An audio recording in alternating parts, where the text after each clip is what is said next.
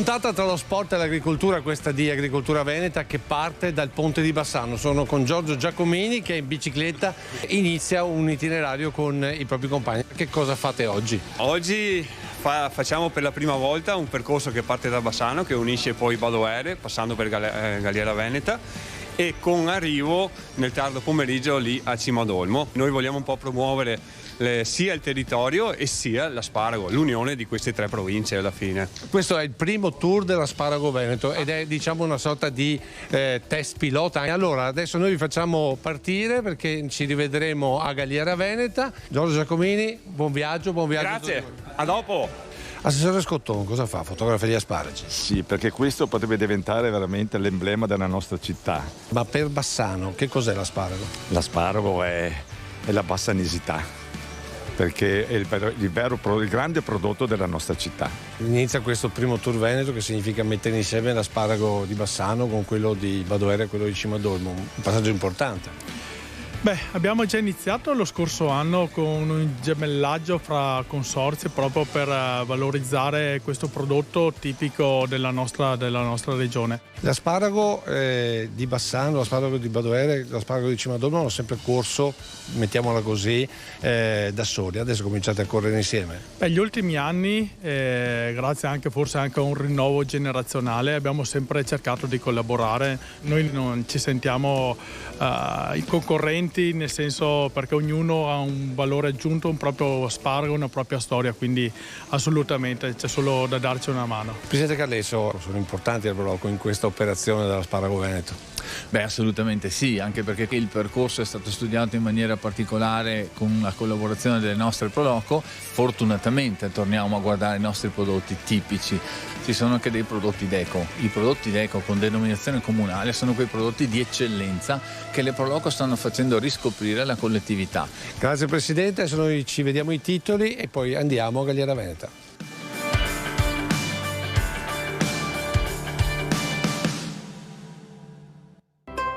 Da Bassano a Cimadolmo, passando per Badoere, grazie alle Proloco ho effettuato il primo test per un tour cicloturistico sulle terre dell'asparago che, dopo anni di campanilismi, ora puntano ad unire le forze. È Nicola Dell'Acqua, direttore di Veneto Agricoltura, il commissario straordinario di governo per l'emergenza idrica nazionale. A indicarlo il ministro dell'Agricoltura, in accordo con Luca Zaia, che gli ha già delegato il coordinamento per il Veneto di tutte le attività per risparmiare acqua. La pianta dell'airone, che molti conoscono come infestante, è in realtà un'essenza preziosa. Dal nostro Renzo Gatto i suggerimenti per il suo utilizzo in tavola, per curarsi, ma anche per avere l'alito fresco. Ha delle bratee che sembrano tanti pezzettini di tela bianca che si muovono col vento. È l'albero dei fazzoletti, robusto ma poco diffuso, che il nostro Adriano Favaretto ci propone per personalizzare i giardini. È un esemplare domestico che non esiste in natura, è il furetto che molti adottano come animale da compagnia. In questa puntata di Zampettando, dalla scelta alla gestione, tutti i consigli dell'esperta Barbara Minarelli. Acqua, frutta, mais che non c'è, frumento ma anche prosecco e orsi. Tutte le anticipazioni di maggio nel consueto appuntamento di inizio mese con il pronostico di Morgana, la fattucchiera del Sile.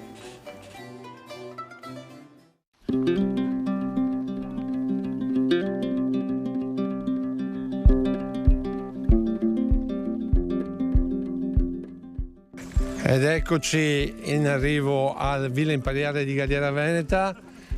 Giorgio, allora com'è andato questo primo passaggio? Bene, dai, un po' di pioggia, ma niente di che, dai. Ecco, questa tratta che strada avete fatto di fatto? Abbiamo fatto tutte prevalentemente ciclabili, anche lungo qualche piccolo tratto di un fiume. Molto belle perché lì non ci sono auto, solo gente che va a piedi, va in bici, ma molto belle. Insomma, un tour studiato perché sia un tour poi da ripetere anche come cicloturismo. Sì, sia in bici che anche a piedi e in sicurezza. E Carlo Rigo è il presidente della Proloco qui a Galliera Veneta. Presidente, ma cosa c'entra Galliera Veneta con gli asparagi? Galliera Veneta ha produttori di asparagi, purtroppo non sono all'interno del circuito dei consorzi certificati. Quindi voi appartenete a questo tour veneto dell'asparago. Parliamo di questa Villa Imperiale. La Villa Imperiale è perché era appartenuta a Marianna di Savoia. Il parco è di proprietà comunale, 6,5 ettari di territorio, tra laghetti, collinette e tutto quanto. certamente da vedere, da passare una bella giornata. Noi facciamo sempre, grigliate qua. Oggi facciamo l'asparago. Galliera Veneta è con voi con la via degli asparagi. Per noi un tour come questo è linfa vitale. Questo comune è sicuramente aperto a tutte le iniziative del merito culturale per quello che è anche la tutela dei prodotti veneti. Giorgio, adesso? Bene, adesso ripartiamo dopo una breve sosta che ci hanno preparato qui, a Galliera Veneta. Un passaggio per il centro di Castelfranco Veneto e con poi una sosta a Badoere. Grazie, allora adesso noi ci vediamo invece alle notizie.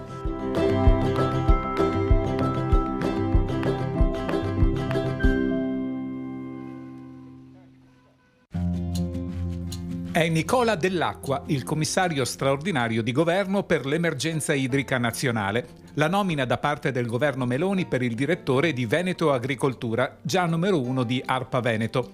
A suggerirlo, secondo fonti di governo, sarebbe stato il ministro dell'Agricoltura Francesco Lollobrigida, con il placet di tutti gli altri colleghi e del governatore veneto Luca Zaia, che gli aveva anche delegato da commissario siccità regionale il coordinamento della gestione di tutte le attività legate all'emergenza acqua. Dopo una prima ondata, 10 anni fa, pare stia tornando di moda anche in Veneto la coltivazione e il consumo delle bacche di goji, una pianta proveniente dalla Mongolia con quantità elevatissime di antiossidanti che dopo un periodo di oblio starebbe tornando sul mercato, complice una diversa gestione della piantumazione e dei costi di gestione e raccolta che avevano causato l'abbandono della coltura da parte di diverse aziende agricole. Riconosciuto ufficialmente il primo fondo per tutelare il reddito dei bieticoltori nazionali che fanno capo a Coprobi. Con l'inflazione che corre, il cambiamento climatico e le emergenze fitosanitarie, molte aziende bieticole venete, oltre che italiane, devono ristrutturarsi per riuscire a tutelare la propria attività. Da qui il fondo settoriale per la stabilizzazione del reddito, dedicato alle aziende del mondo bieticolo saccarifero che fanno capo a Italia Zuccheri e, ricordiamo, utilizzano gli unici 2 zuccherifici attivi in territorio italiano, ovvero quello di Manerbio a Mantova e Pontelongo in provincia di Padova.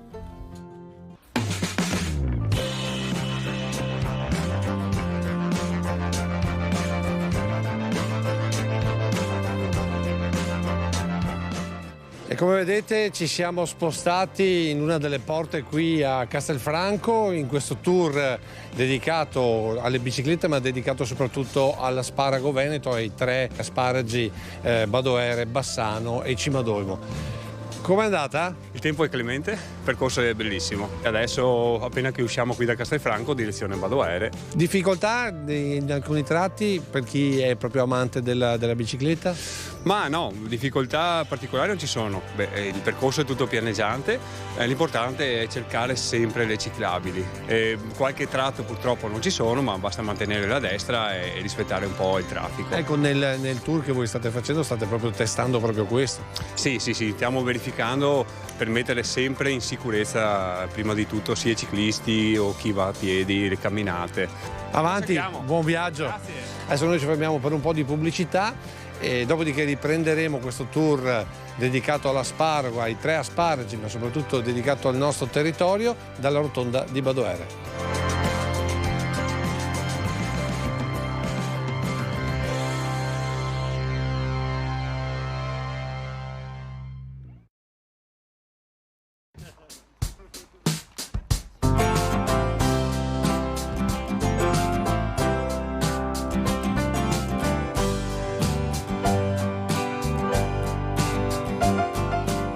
Seconda parte di Agricoltura Veneta, ve la stiamo raccontando questo viaggio delle biciclette legate all'asparago, ai 3 asparagi, ovvero l'asparago di Bassano, l'asparago di Badoere, l'asparago di Cimadolmo.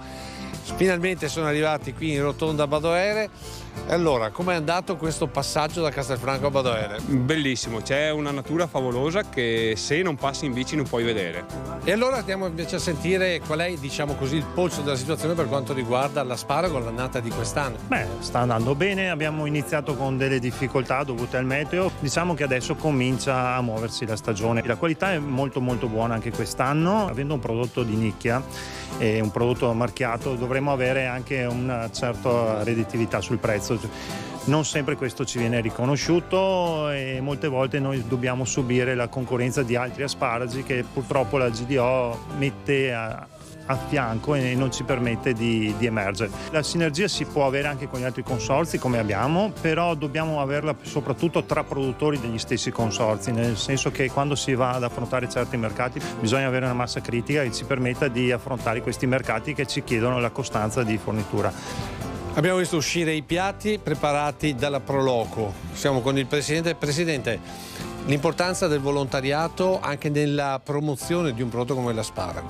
Diciamo che le Proloco, il mondo del volontariato è nato proprio per queste cose, quindi valorizzare il prodotto e nello stesso momento anche il territorio. Quanti volontari, quante persone ruotano e lavorano all'interno della vostra Proloco? Dalle 300-400 persone sicuramente, fra quelli che sono nello stand, tutte le associazioni, tutti i parcheggi, così eccetera, perché non si vedono queste persone, ma sono quelli che poi dopo è la forza per mandare avanti una manifestazione di questo genere. La domanda è: ma chi glielo fa fare? Me lo sto chiedendo da quasi 30 anni. Colpo d'occhio sul municipio qui alla rotonda di Badoere con il sindaco. Sindaco, ecco, per voi economicamente parlando l'asparago cosa significa?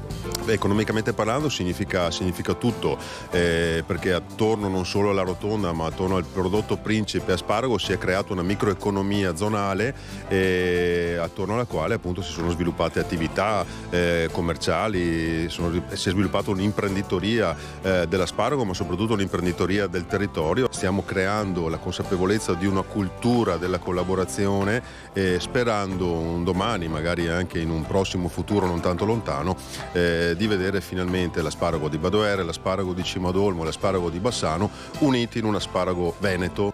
Grazie, adesso il nostro Adriano Favaretto.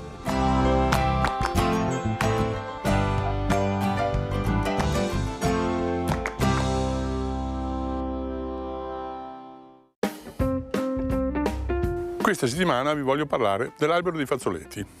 Il suo nome botanico è Davidea involucrata. La particolarità di questa pianta è che in questo periodo si trova, diciamo, in fiore, ma non sono fiori, sono delle bratee. Perché ve ne parlo adesso? Perché è proprio in questo momento che è in fioritura, passatemi il termine fioritura, con queste bratee bianche che sembrano fazzoletti stesi al sole ad asciugare. Perché ve la propongo?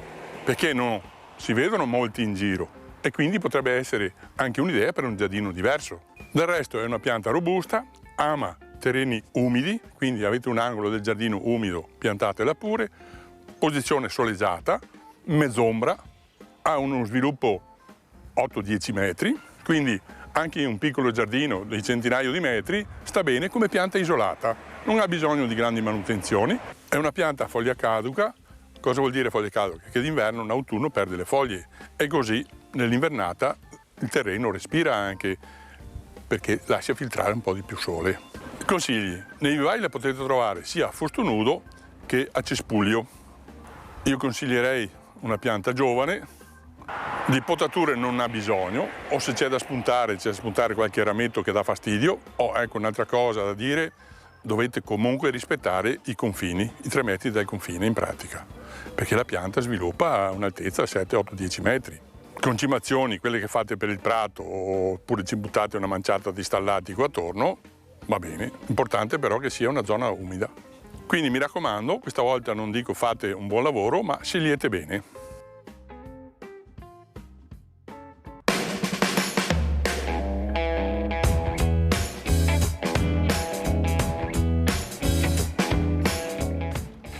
Allora, arrivati qua a San Biagio, anzi per la precisione a Olmi, sensazioni di questo tour che è passato anche attraverso il centro di Treviso? Piacevole veramente, non pensavo che appena fuori città e anche un po' all'interno ci sono delle belle ciclabili, che quindi per il turismo che viene a visitare questi posti sono perfette.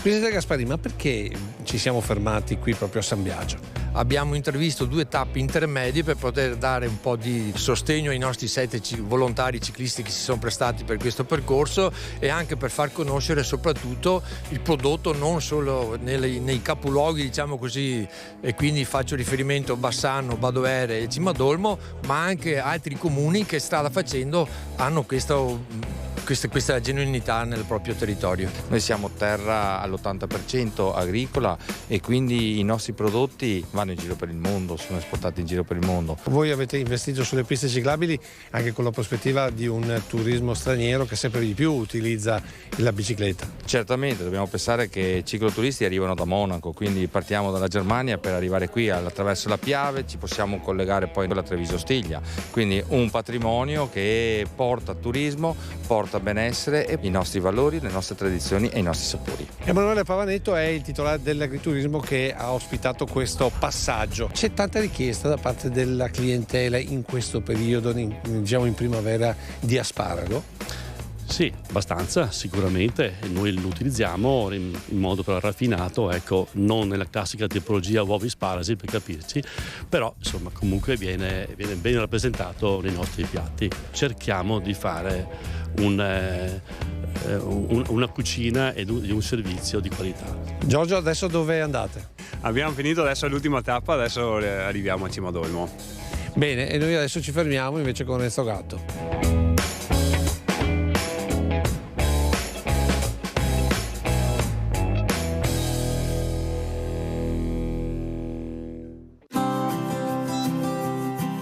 Cari amici vicini e lontani, Erodium cicutarium. Il nome è un po' complicato, comunque è una pianta presente in tutte le nostre zone, addirittura può essere considerata una pianta infestante. È una pianta che si sviluppa anche fino a 50 cm, non in altezza ma in senso orizzontale. Ha dei fiorellini abbastanza piccoli, sono 5 petali e a seconda delle condizioni del suolo e dell'umidità possono variare il colore da rosa tenue a un rosa molto acceso. Perché ci interessa? Beh, è una pianta che contiene tannini, acido ellagico, sali di potassio e altre sostanze. Trova utilizzo in particolare come agente diuretico e emostatico. Una volta veniva proprio usato come impacchi proprio per fermare il sangue. È una pianta utile anche in cucina perché i giovani getti e le foglie hanno un sapore molto simile al prezzemolo. Come si usa? Beh, prendiamo 3 grammi di foglie, ci versiamo sopra 150 ml di acqua bollente, lasciamo 10 minuti in infusione, dopodiché filtriamo e possiamo bere una tazza 2 o 3 volte al giorno. Perché facciamo la tisana? Beh, perché ha un effetto diuretico e un effetto anche lievemente astringente. Una cosa importante però, siccome può avere anche degli effetti di stimolazione uterina, ecco che le donne in gravidanza devono astenersi dall'utilizzo. Volendo è anche possibile utilizzarla per colorare di verde i tessuti ed i vestiti. In questo caso si utilizza la pianta intera opportunamente macerata. Termino con una curiosità.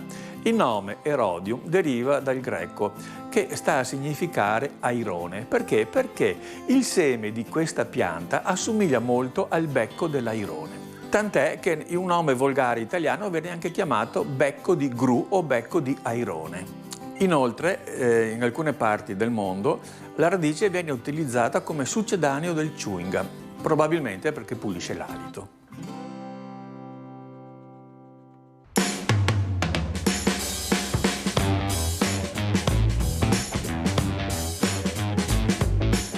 Giorgio, arrivati finalmente. Finalmente siamo arrivati, sì, dai. Allora, tiriamo velocemente le somme. Ma sono circa 100 km. Ma cucina di difficoltà, 2 facilissimo. Consigli pratici? Io sono andato via con un piccolo zainetto che ci si porta via un impermeabile di sicurezza, qualche pezzo di ricambio, magari anche una barretta energetica, non si sa mai. Quindi si può fare? Consiglio a tutti, assolutamente sì.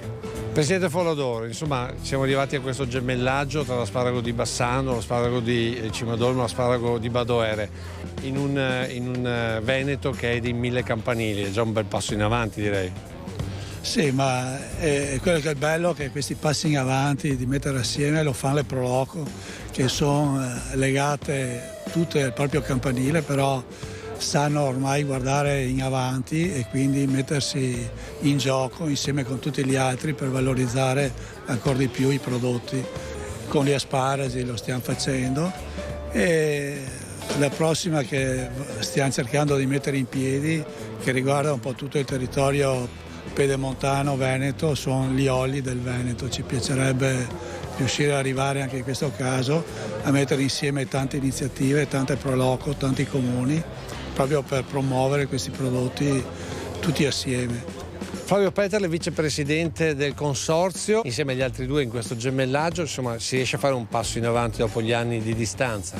Sì, sicuramente facciamo un passo in avanti. È il secondo anno che abbiamo iniziato questo gemellaggio con le 3 denominazioni e il risultato si vede. Lei ha un'esperienza ultradecennale, quasi ventennale all'interno del consorzio. L'accorciare la filiera, cioè arrivare ad esempio al chilometro zero nella vendita, non potrebbe aiutare i produttori e magari incentivare anche qualche giovane ad entrare nel mondo dell'asparago?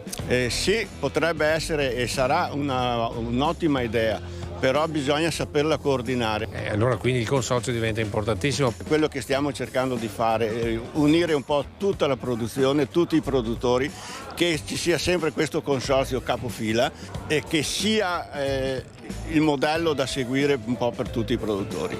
Grazie, adesso noi ci guardiamo zampettando.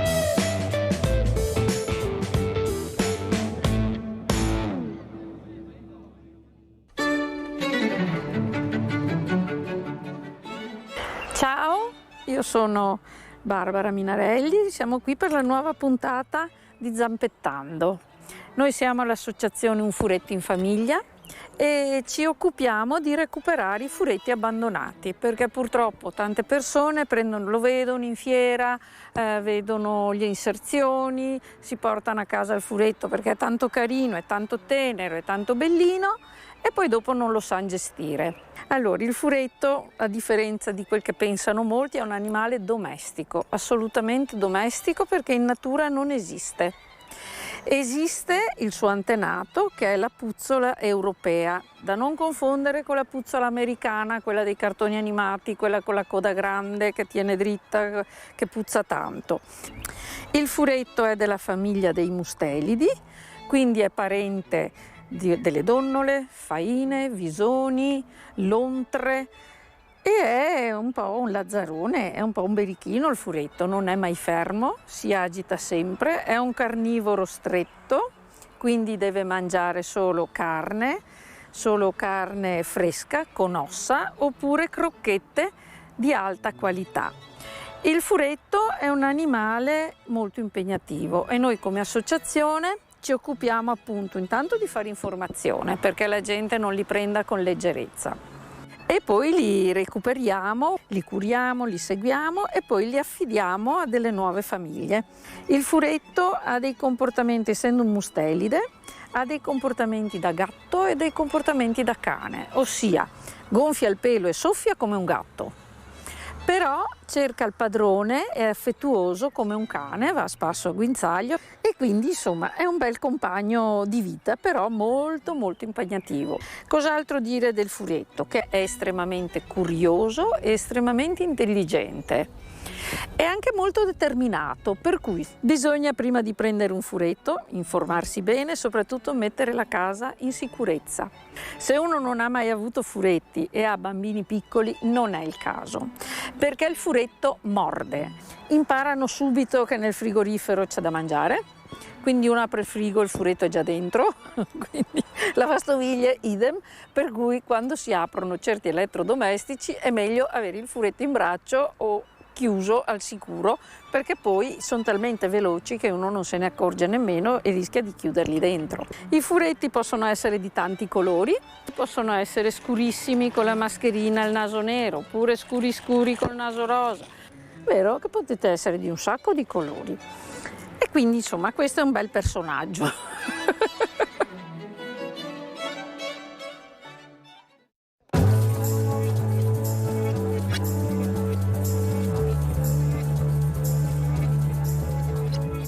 Sindaco Ministeri, Cimadolmo e asparago, un binomio indissolubile, però bisogna cercare di dare una mano soprattutto ai giovani che vogliono entrare in questo mercato, nonostante le penalizzazioni della grande distribuzione. Cosa può fare l'amministrazione pubblica per sostenere questa economia? Ormai le persone girano per cercare le particolarità. Le amministrazioni dovrebbero fare cartello, dovrebbero unire le forze, accedere a finanziamenti che possono essere sia regionali, sia statali che europei, ma in realtà trovare un accordo per come sponsorizzare, ma non solo l'asparago, ma tutti i prodotti, accorciare la filiera, avere una buona remunerazione per per il periodo in cui si lavora.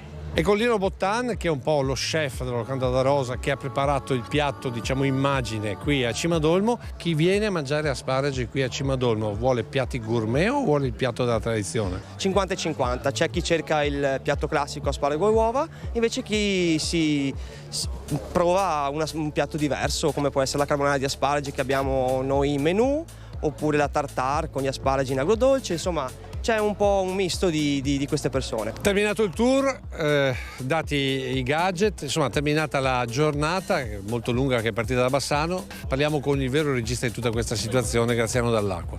Graziano, è stato un test questo, 7 persone hanno dimostrato che è possibile unire un territorio, un prodotto, un'economia. Sicuramente fare quest'unione di 3 prodotti marchiati DOP e IGP, dimostriamo che con i prodotti tipici nostri uniamo un territorio e secondo me questo è il messaggio importante da lanciare. E poi c'è questo messaggio dedicato al turismo. Il turismo di massa è importante, però il turismo specializzato è molto più importante e noi puntiamo a questo. Senta, e poi dietro tutto questo c'è un grande volontariato. Va bene tutto quello che fa promozione, ma il volontariato è l'anima di queste cose e noi ci mettiamo l'anima. Si chiude qui questa puntata di Agricoltura Veneta, abbiamo cercato di raccontarvi questo viaggio che è tra lo sportivo, il turistico e l'enogastronomico. Detto questo, essendo la prima puntata del mese, l'ultima parola ce l'ha Morgana e le sue previsioni per il mese di maggio e noi ci vediamo la prossima settimana.